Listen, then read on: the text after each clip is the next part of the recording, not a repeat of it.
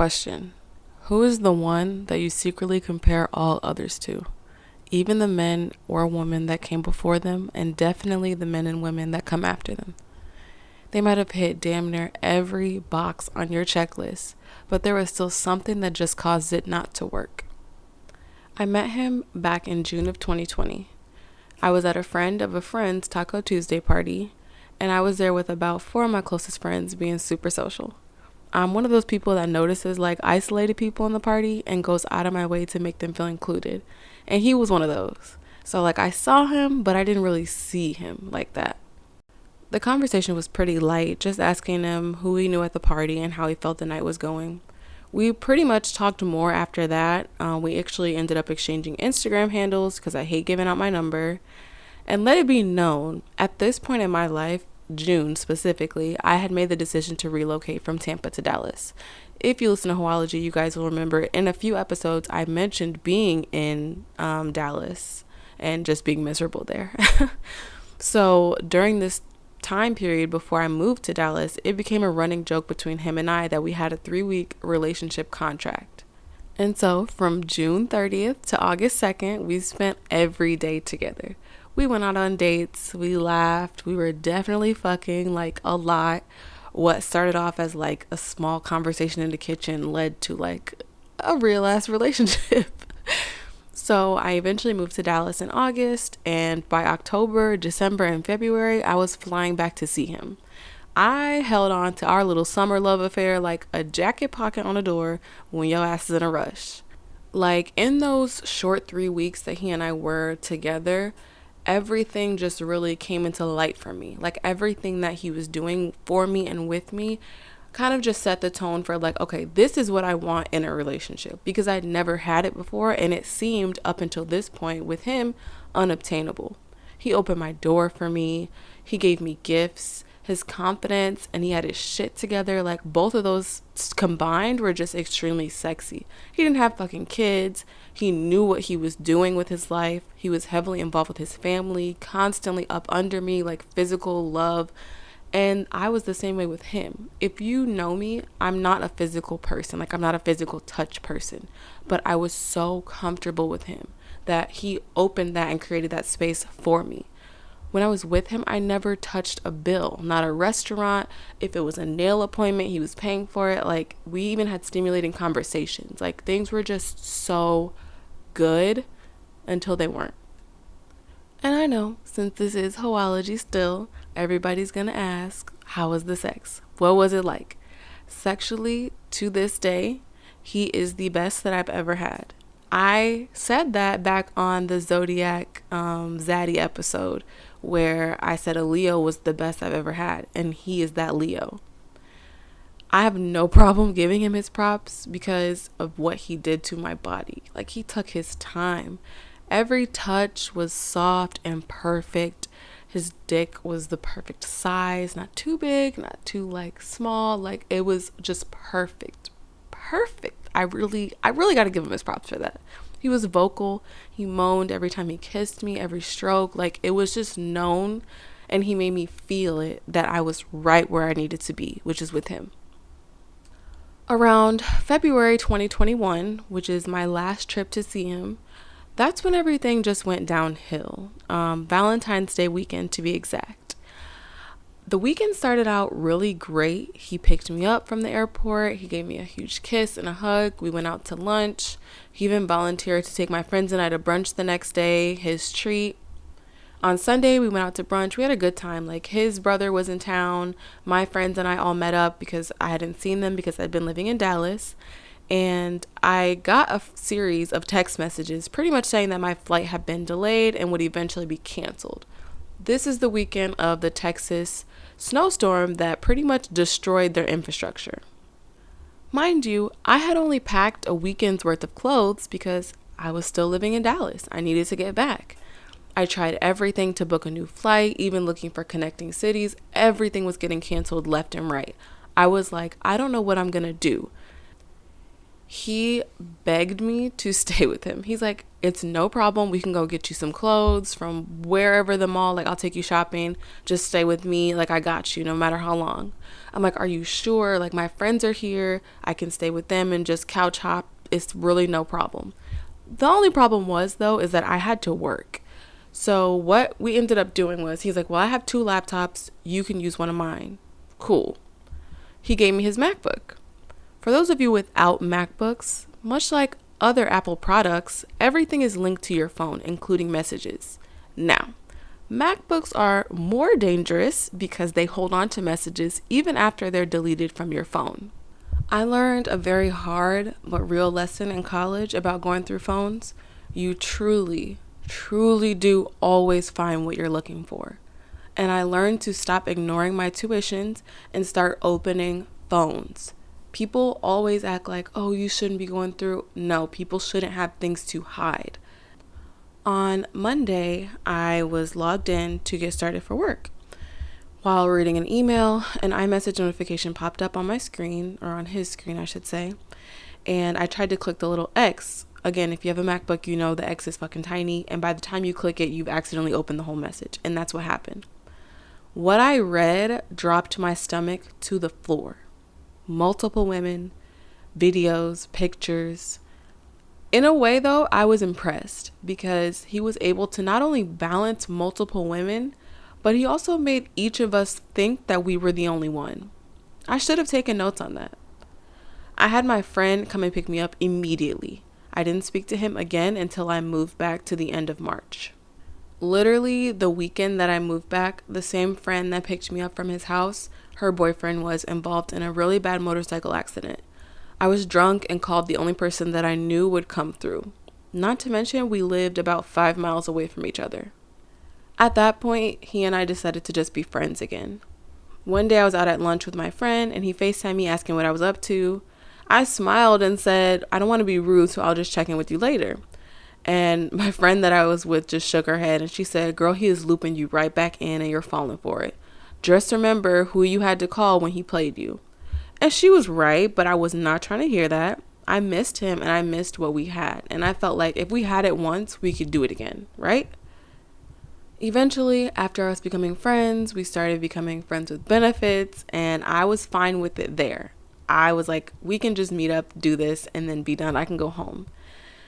One day, though, he invited me over for dinner and said he had something he really wanted to talk about. I wasn't sure what he was going to say or what I was walking into, but when we sat at the dinner table, he seemed super nervous. And he's like, I'm really glad you're back. I've missed hanging out with you, and I want to do this for real this time with you. And honestly, I lost my voice for a second. I was like, you do? Like, for real? Like, you want to do this with me? Oh, shit. Like, mind you, I had not mentioned anything about this to him. He brought it to me.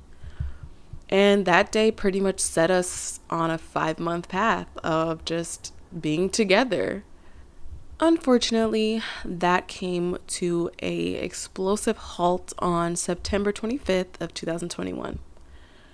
We were on a high, y'all. Like, we were on a high.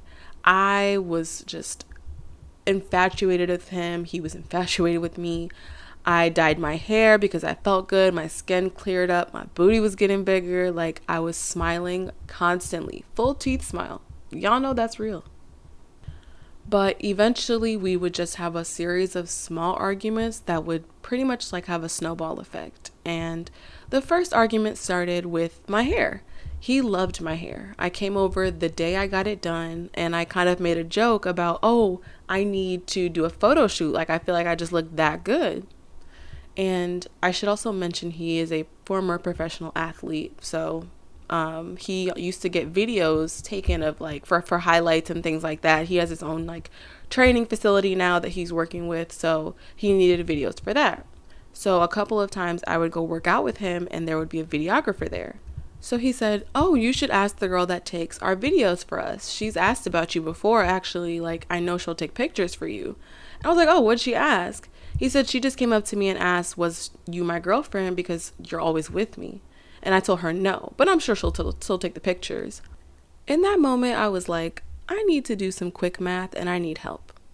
So I'm going to ask you guys, what does being sexually exclusive plus spending 100% of your time together. No exaggeration. If I was not with him, he was with me.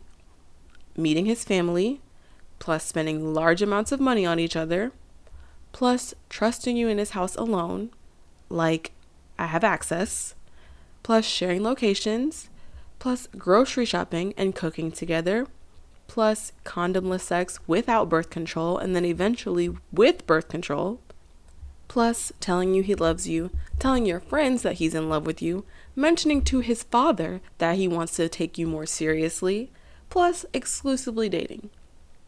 That's apparently not a relationship, according to him. From that point on, though, I decided to remove all of the things that I was doing for him and with him that to me were girlfriend things, and I removed them. Like, I'm not your girlfriend, so I'm going to stop behaving as such so that I don't get confused anymore. Which then, of course, started another series of just arguments because he felt like I wasn't doing the things that I used to do for him anymore and that I wasn't being my organic self. The final piece of our relationship came to an end when we were on a car ride. So I mentioned to him, like, damn, I really want to go back to Houston. I love Houston, blah, blah, blah, blah, blah. While we're in the car, he buys 2 plane tickets to Houston. I was like, this is why this works, because I can mention liking something and you get it for me. You mention liking something and I get it for you. Like that, I love that aspect of our relationship. Like I said, we've been on a high this entire time. A couple bumps in the road, like with these mini arguments, but it was fine. To me, I was fine. We had really good communication. Like if something was bothering me, I could come to him and say, hey, I don't like this and we need to figure out a way to change it. Same for him. So let me preface this trip with a couple of things. First, I thought that it was going to be just him and I because I'm the one that said I wanted to go to Houston. It wasn't like a, hey, we should plan a trip for our friends to come and join us. Second, like I mentioned previously, he's big on physical touch and connection. Third, we were very close at this point. Like he stopped using my first name close. Everything was baby and babe. So I was very much used to being baby. Like I don't even think I answered to Destiny at that point because I was used to baby and babe. Like, gotta stress that to you. Our plane landed around 7 a.m. Houston time because they're an hour behind Tampa. At 11 a.m., he started an argument with me. I don't know why. I don't know what caused it. But truthfully, he went the fuck off about how our relationship was inorganic and he wasn't happy and this is not what he signed up for and that this is what he's been talking about the whole time. And I'm like, bro, we're just getting some food. Like, if you feel this way, why did we come to Houston? Like, if you feel this unhappy and I'm just changed and I'm not making you happy anymore, why did we come on this trip? You know, like I could have stayed home, you could have stayed home, or you could have came, whatever. Second, he invited his girl best friend who lives in Austin. She was going to drive down with her female friend and we were all just going to get an Airbnb together and do that. Again, I thought it was just going to be us. I was fine with her coming, but I would rather it have just been us, like whatever. But he really wanted me to meet his girl best friend. And if you're this unhappy, why do I need to meet the person like that's super close to you? She knows about me, but why do I need to meet her if you were planning on doing all this? So from that fight, it just started and he kept picking at me to the point where I was like, okay, fine. Like, I'll go home. We landed on Thursday. I was like, I can leave tomorrow, Friday, and just and give you the space that you're desperately asking for. He didn't want that either, though. He said, see, that's what I mean. You're always running from your problems. I'm like, bro, I stay here and you tell me how unhappy you are. I say, fine, I'll leave. And you don't want that either. So I'm going to tough it out for the weekend. And when we get back home, we'll discuss this. But like, we can just party it up. Friday comes. His friend arrives at the Airbnb. She's really nice and really sweet. From the time, though, that she gets there, I'm no longer baby and babe. I'm Destiny and Des. No more kissy, touchy hugs, feels like. I really can't stress it to y'all enough how touchy he is as a person. Like, as a human, he is just imagine like the sweetest boy, like little boy that just wants to be up under his mom. Like that's how he is. He's very touchy. Like even when I told my friends everything that happened, they were like, he wasn't on you? Like what? Because they've seen it for themselves. It just was different. He did a complete 180.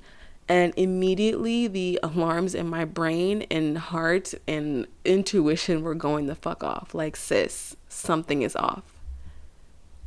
So I was like, you know what? Let me just drink it away. The night went on and things just got worse.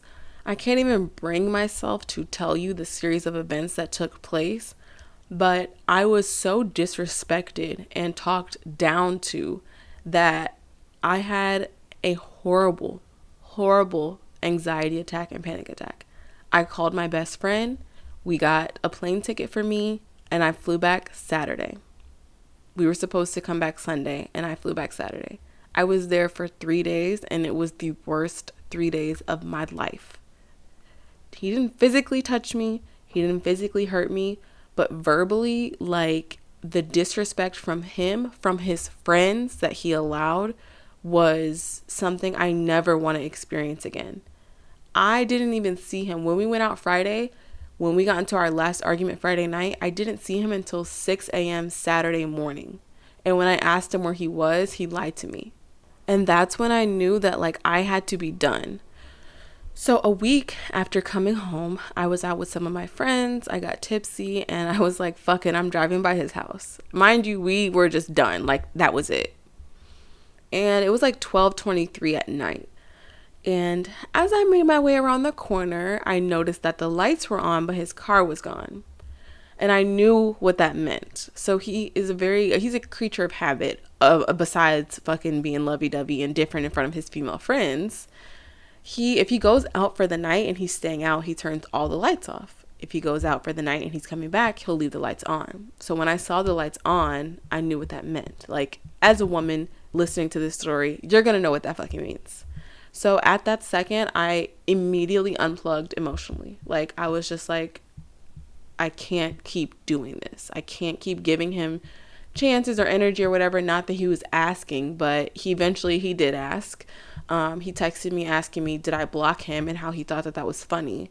But I told him to please leave me alone, that I needed my space, and that he needed to respect that and give me my peace. Throughout that relationship, I had to learn to set boundaries, because if not, I would allow myself to continue to be disrespected. I am one of the people that like, I really thought that maybe what I was doing in previous relationships wasn't working. So in this relationship, because I fought so hard to get it, let me try to do something different. Let me try to be different this time. So anything that he said was wrong, I fixed. I changed. Like, you can change a person if they want to be changed. I wanted to be different for him. And that was the problem, is because he didn't want to do the same for me. He claimed to have wanted a relationship and want to be serious. He approached me with that, but I gave it to him and it still wasn't enough. So instead of continuing to try to mold myself and change myself into something that clearly would never fit whatever it is that was in his head that he was looking for, I should be grateful that he's showing me this and be like, fine, it's not a match, and that's okay. And I think a lot of the times, men and women, we would rather like fight for it. But like, it shouldn't be that hard. It shouldn't be. There should be no disrespect. There should be no telling someone to shut the fuck up, like over and over. There should be no crying. There should be none of that. Like, the whole relationships are hard work is bullshit to me. It shouldn't be hard anything, because this is supposed to be love. This is supposed to be someone that you're patient with and you're understanding with, not someone you're cursing at and someone that you're gaslighting, essentially. That's not love. And that, I will say, learn to set boundaries. Stand on them. I know that it's hard, and looking at what dating is today, you're like, well, if I can't work on it with this person, I definitely don't want to go back out there, so let me push through. Like, no, stop settling. Never settle. You should always be leveling up. People do what you allow. Don't allow disrespect. Don't allow gaslighting. I learned that it's okay to love someone and what they brought into your life, and also to let them go. It's going to hurt and it's going to take time that we don't want to give, but you will eventually heal. And know that you're never going through something alone, because as much as everyone's laughing at her right now, I feel like my situation with him was a similar situation to like Danny Lay and the baby. Like, how we're not together, but we're in the same house constantly, we're having sex, blah blah blah blah blah, like, you're taking me on trips. Very similar, but I'm not sacrificing my body and getting pregnant for any man. So overall, I would say that relationship taught me a lot about myself, about the things that I do want in a relationship and in a partner, and the things that I absolutely do not. I still say that he set the tone as far as things that I do want. I want my door open. I want to not have to worry about certain things, because if you're making things happen for me, I'm definitely going to go out of my way to make things happen for you. And that's just who I am. But other than that, I wish nothing but love and peace to him, and hope that he is living his best life, but he's going to do it without me. So I hope you've enjoyed the first episode of Going Raw. Stay tuned for more.